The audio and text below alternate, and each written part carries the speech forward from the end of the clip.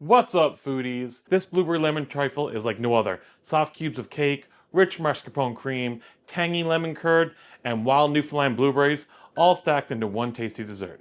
This recipe actually pulls inspiration from back home, from Newfoundland blueberries. I grew up spending my summers picking them, and to me, they're still the best in the world. They're tiny, they're flavorful, and bursting with sweetness. If you can't get your hands on any Newfoundland blueberries, any blueberries will work. The idea for this came from a restaurant back home in St. John's. It's called The Merchant. When I was home for a visit this summer, they had a blueberry trifle on the menu. And once I had it, I knew I had to come back home and recreate it and share it with you guys. So that's what we're going to do today, so let's get into it. First, we'll start with the blueberry compote. Into a small pot, add 2 cups of wild blueberries, a 1/4 cup of brown sugar, a teaspoon of lemon juice, 1 tablespoon of vanilla paste, and the zest of 1 lemon. Let that simmer on medium for about 5 to 7 minutes, stirring every now and then until the berries are softened and release their juices. You want your blueberries to be jammy, but you still want them a little loose.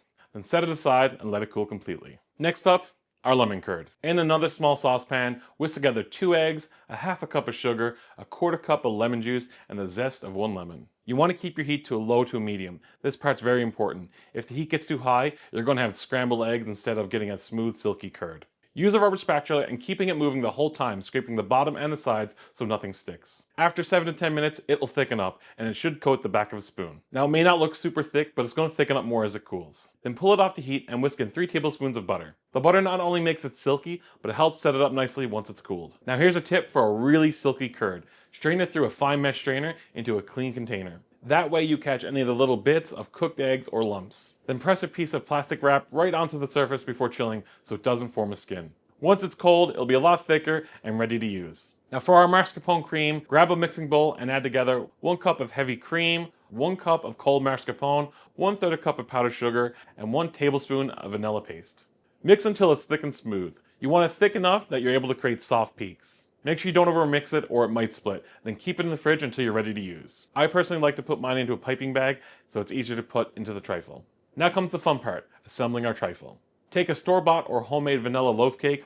I'm using a lemon pound cake just to get a little bit more lemon flavor. Cut it into small cubes and let's start your first layer.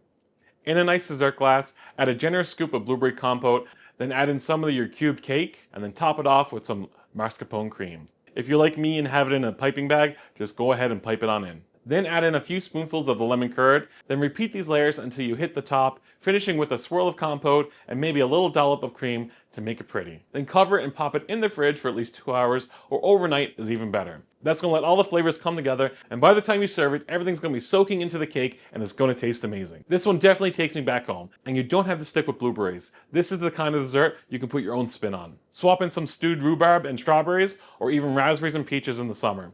Whatever's fresh, whatever's in season, or whatever you have on hand.